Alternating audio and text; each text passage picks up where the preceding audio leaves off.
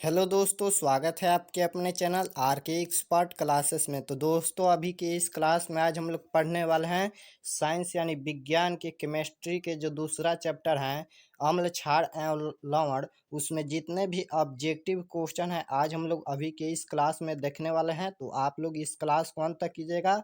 और आप लोग का एग्जाम भी बीत गया, कमेंट में ज़रूर बताना कि आप लोग का एग्जाम कैसा गया है। आप लोग कमेंट में ज़रूर बताना।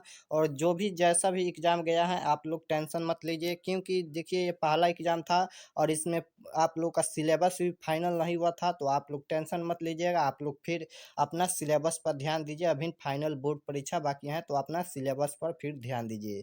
तो चलिए शुरुआत कर लेते हैं पहले नंबर प्रश्न से। तो पहला नंबर प्रश्न है कि सोडियम कार्बोनेट का साधारण नाम क्या है। आंसर देते चलिएगा। तो सोडियम कार्बोनेट का साधारण नाम क्या है, तो बेकिंग सोडा है। तो ऑप्शन नंबर बी इसका राइट आंसर होगा। चलिए 2 नंबर क्वेश्चन देखते हैं। 2 नंबर क्वेश्चन है कि चींटी के डंक में कौन सा अम्ल पाया जाता है। तो आप लोग को बताना है कि चींटी के डंक में कौन सा अम्ल पाया जाता है।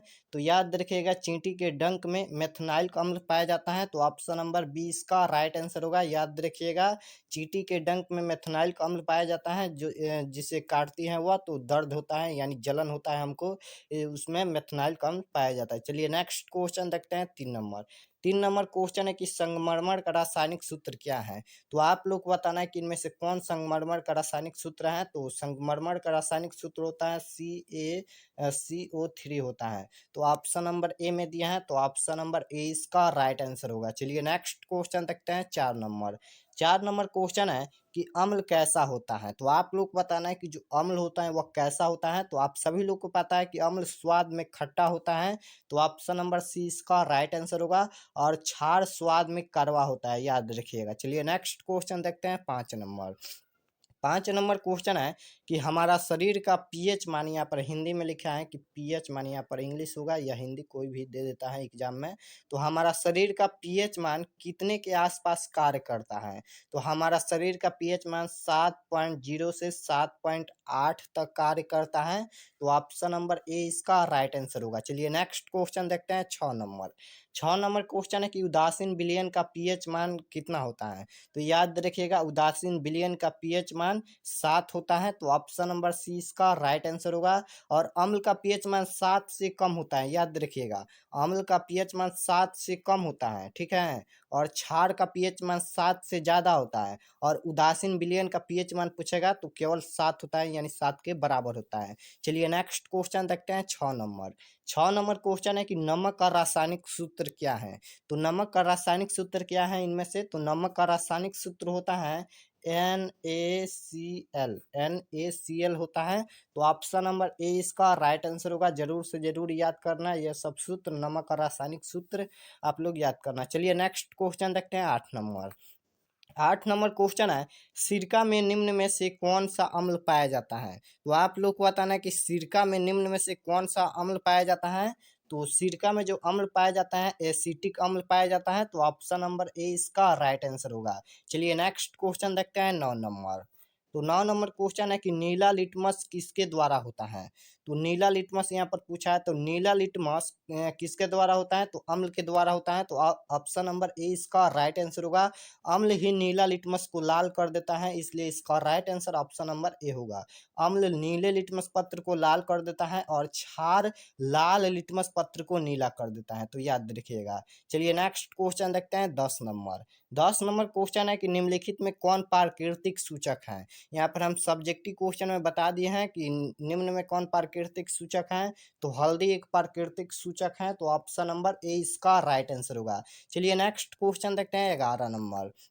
11 नंबर क्वेश्चन है, ध्यान से पढ़िएगा कि एक घोल नीले लिटमस पत्र को लाल कर देता है, घोल का पीएच मान क्या हो सकता है। तो ध्यान दीजिएगा, एक घोल नीले लिटमस पत्र को लाल कर देता है। तो सबसे पहले यहाँ पर देखिए कि नीले लिटमस पत्र को लाल कौन करता है। तो आप सभी लोग को पता है कि नीले लिटमस पत्र को लाल करता है वह अम्ल करता है। तो सबसे पहले अम्ल का पीएच मान कितना होता है। तो 7 से कम होता है। तो 7 से कम इनमें कौन है। तो 7 से कम 2 है। तो इसका राइट आंसर जो हो जाएगा ऑप्शन नंबर ए हो जाएगा। इसका राइट आंसर 2 हो जाएगा। इसका पीएच मान 2 होगा। चलिए नेक्स्ट क्वेश्चन देखते हैं 12 नंबर। 12 नंबर क्वेश्चन है कि बेकिंग पाउडर है। तो आप लोग को बताना है कि बेकिंग पाउडर क्या है, मिश्रण है या मिश्र धातु है या यौगिक है या तत्व है। तो बेकिंग पाउडर मिश्रण है, तो ऑप्शन नंबर ए इसका राइट आंसर होगा। चलिए नेक्स्ट क्वेश्चन देखते हैं 13 नंबर। 13 नंबर क्वेश्चन है यहाँ पर कि कोई विलयन लाल लिटमस पत्र को नीला कर देता है, इसका पीएच मान क्या हो सकता है। तो देखिए यहाँ पर लिखा है कि कोई विलयन लाल लिटमस पत्र को नीला करता है। तो लाल लिटमस पत्र को नीला कौन करता है, तो क्षार करता है। तो क्षार का पीएच मान कितना होता है, तो 7 से ज्यादा होता है। तो 7 से ज्यादा इनमें से कौन है, तो 10 है। तो इसका पीएच मान 10 होगा। तो ऑप्शन नंबर डी इसका राइट आंसर होगा। चलिए नेक्स्ट क्वेश्चन देखते हैं यहाँ पर 14 नंबर। 14 नंबर क्वेश्चन है कि CO2 यानी कार्बन डाइऑक्साइड एक है। तो ये कार्बन डाइऑक्साइड यानी CO2 ये कौन सा है, अम्लीय है या क्षारीय या उदासीन या इनमें से कोई नहीं। तो CO2 यानी कार्बन डाइऑक्साइड एक अम्लीय ऑक्साइड है। तो ऑप्शन नंबर ए इसका राइट आंसर होगा। चलिए नेक्स्ट क्वेश्चन देखते हैं 15 नंबर। तो नेक्स्ट क्वेश्चन है कि ताजे दूध का पीएच मान होता है। तो आप लोग को बताना है कि ताजे दूध का पीएच मान कितना होता है, 6 या 7 या 8 या 9। तो ताजे दूध का पीएच मान 6 होता है। तो ऑप्शन नंबर ए इसका राइट आंसर होगा। चलिए देखते हैं next question 16 number. 16 number question है कि अम्ल का जलीय विलयन सुचालक होता है। तो आप लोग को बताना है कि अम्ल का जलीय विलयन किसके सुचालक होता है, विद्युत या चुंबक या विद्युत एंड चुंबक का या इनमें से सभी का। तो याद रखिएगा अम्ल का जलीय विलयन यहाँ पर विद्युत का सुचालक होता है। तो ऑप्शन नंबर ए इसका राइट आंसर होगा। चलिए नेक्स्ट क्वेश्चन देखते हैं 17 नंबर। 17 नंबर क्वेश्चन है कि प्लास्टर ऑफ पेरिस का जमना किसके कारण होता है। तो आप लोग को बताना है कि प्लास्टर ऑफ पेरिस का जमना किसके कारण होता है, उपचयन या अपचयन या जलासन या इनमें से कोई नहीं। तो याद रखिएगा प्लास्टर ऑफ पेरिस का जमना जलासन के कारण होता है। तो ऑप्शन नंबर सी इसका राइट आंसर होगा। चलिए देखते हैं नेक्स्ट क्वेश्चन 18 नंबर। तो 18 नंबर क्वेश्चन है कि निम्नलिखित में कौन क्षार है। अब यहाँ पर क्षार पूछा है कि निम्नलिखित में इनमें से कौन क्षार है। तो क्षार का पीएच मान कितना होता है, तो क्षार का पीएच मान 7 से ज्यादा होता है। तो 7 से ज्यादा कौन है इनमें से, तो 7 से ज्यादा 8 है। तो इसका right answer option number D होगा 8।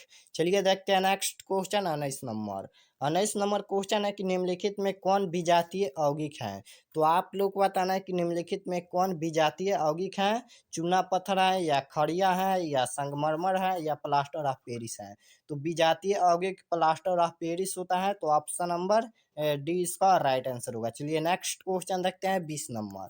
20 नंबर क्वेश्चन है कि अम्ल का पीएच मान होता है। तो आप लोग को बताना है कि अम्ल का पीएच मान कितना होता है, 7 से कम होता है या 7 से अधिक होता है या केवल 7 होता है या 14 होता है। तो अम्ल का पीएच मान 7 से कम होता है। तो इसका right answer option number A होगा। यहाँ पर दिया है ऑप्शन नंबर ए में 7 से कम, और क्षार का पीएच मान 7 से ज्यादा होता है। चलिए नेक्स्ट क्वेश्चन देखते हैं 21 नंबर। तो 21 नंबर क्वेश्चन है कि हल्दी लिटमस पत्र किस प्रकार का सूचक है। तो आप लोग को बताना है कि हल्दी लिटमस पत्र किस प्रकार का सूचक है, तो प्राकृतिक सूचक है। तो ऑप्शन नंबर बी इसका राइट आंसर होगा। चलिए नेक्स्ट क्वेश्चन देखते हैं 22 नंबर। 22 नंबर क्वेश्चन है कि शुद्ध जल का पीएच मान होता है। तो आप लोग को बताना है कि शुद्ध जल का पीएच मान कितना होता है। तो आप सभी लोग को पता है कि शुद्ध जल का पीएच मान 7 होता है। तो ऑप्शन नंबर ए इसका राइट आंसर होगा। चलिए नेक्स्ट क्वेश्चन देखते हैं 23 नंबर। 23 नंबर क्वेश्चन है, दांतों को साफ करने के लिए दंत मंजन होता है। तो आप लोग को बताना है कि हम जो दांतों को साफ करने के लिए दंत मंजन यानी जो हम दवाई से मुंह धोते हैं वह कैसा होता है, अम्लीय या क्षारीय या दोनों या इनमें से कोई नहीं। तो वह क्षारीय होता है। तो ऑप्शन नंबर 20 का राइट आंसर होगा। चलिए नेक्स्ट क्वेश्चन देखते हैं 24 नंबर। 24 नंबर क्वेश्चन है कि जब लिटमस विलयन न हो तो अम्लीय होता है, न ही क्षारीय, तब इस विलयन का रंग होता है। तो जब अम्लीय नहीं होता है न ही क्षारीय होता है तो उसका विलयन का पीएच मान नहीं, यहाँ पर विलयन का रंग पूछा है। तो वह बैगनी होगा। तो ऑप्शन नंबर इसका सी इसका राइट आंसर होगा। चलिए नेक्स्ट क्वेश्चन देखते हैं 25 नंबर। 25 नंबर क्वेश्चन है कि किसी अम्ल के धातु के साथ अभिक्रिया के फलस्वरूप कौन सा गैस बनता है।